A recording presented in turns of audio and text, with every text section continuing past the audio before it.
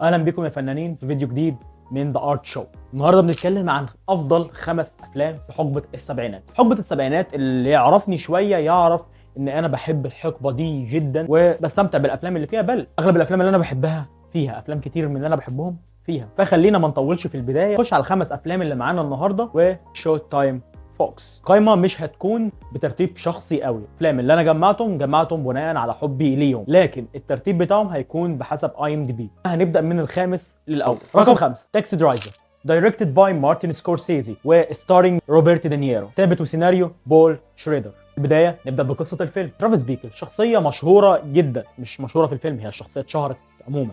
عنده 26 سنه وهو مجند بحريه سابق، وحيد، مكتئب، تعبان نفسيا، راجع من الحرب، طلعان 83 امه، بيعيش في نيويورك. حب في يوم من الايام ان هو يعمل شيء في حياته، فراح يشتغل سواق تاكسي. تقول لي ليه اشتغل سواق تاكسي؟ اقول لك ان هو كان بيعاني من الارق وما بيعرفش ينام، فكونه بيلف المدينه كلها بالليل ده هيساعده ان هو يروح يتخمد مره واحده، وما كانش بيعرف يعمل كده.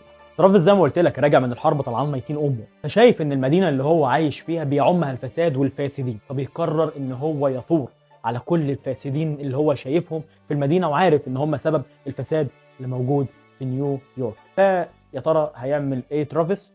هتشوفه في الفيلم.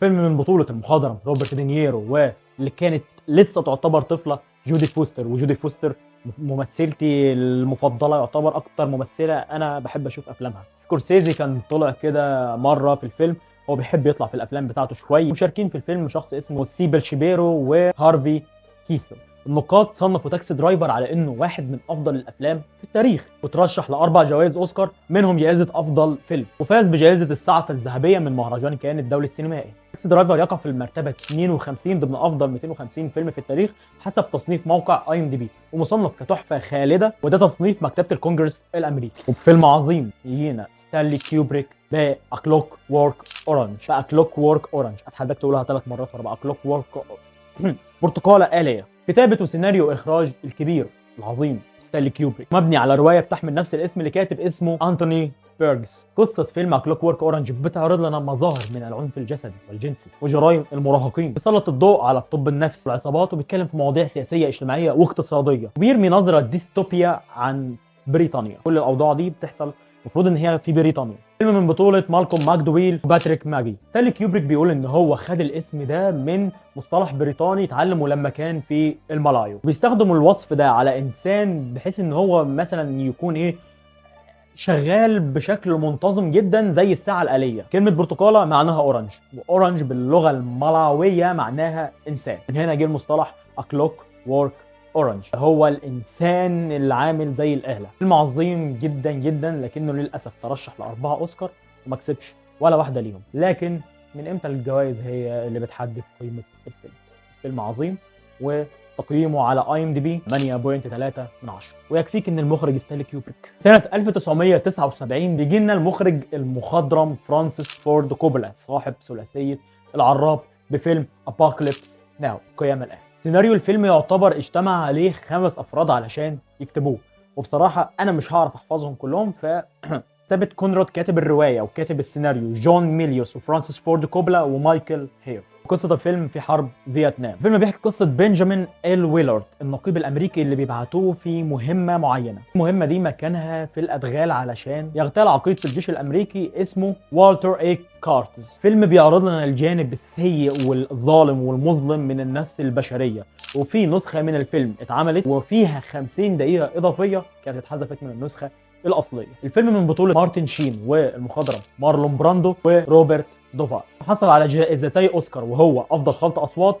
وافضل تصوير سينمائي. كسب جائزه السعفه الذهبيه من مهرجان كان الدولي السينمائي، وعلى فكره الجائزه دي مش قليله خالص. تصوير لمصور اسمه فيتوريو سوترارو، وهكتب اسمه علشان انا مش متاكد، وموسيقى كارمن كوبولا. ونيجي للفيلم رقم 2 The Godfather 2، اخراج فرانسيس فورد كوبلا، بطولة تشينو وروبرت دينيرو، المقتبس من نفس الرواية اللي اتاخد منها الجزء الاول، وهي رواية العراب، من كتابة فرانسيس فورد كوبلا واخراج فرانسيس فورد كوبولا. بطولة روبرت دينيرو والباتشينو. وقصة الفيلم بتحكي ماضي دون فيتو كورليوني من اول ما اتولد لحد ما بقى كبير عائلات المافيا في امريكا، واكيد ده بيتزامن مع احداث الجزء الثاني، بيحكي ماضي دون فيتو كورليوني وبيحكي لك ايه اللي بيحصل مع دون مايكل كورليوني في الجزء الثاني. الفيلم ده قدم روبرت دينيرو اداء عبقري استحق عليه جائزه الاوسكار بكل اقتدار.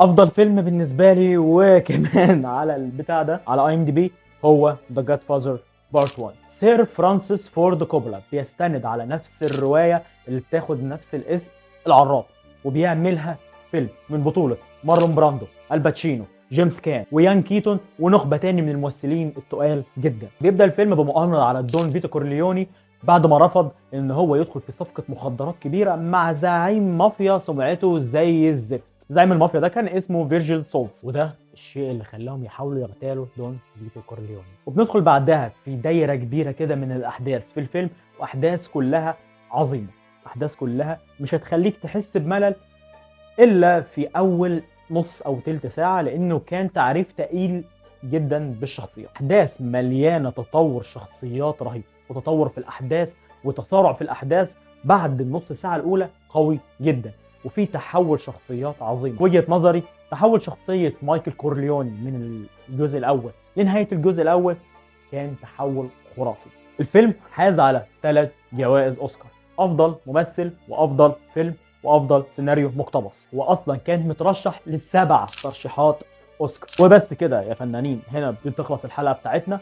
ولو عايز ترشيحات لافلام تاني في اي حقبه زمنيه اكتب لي في التعليقات، ويا ريت لو عجبك الفيديو وعايز تشوف محتوى زي ده تاني تشترك في القناه وتفعل زر الجرس، وتكتب لي في التعليقات ايه الافكار اللي في دماغك. طبعا طبعا طبعا ما تنساش تعمل لايك للفيديو. بس كده، شكرا للمتابعه للنهايه، وسلام.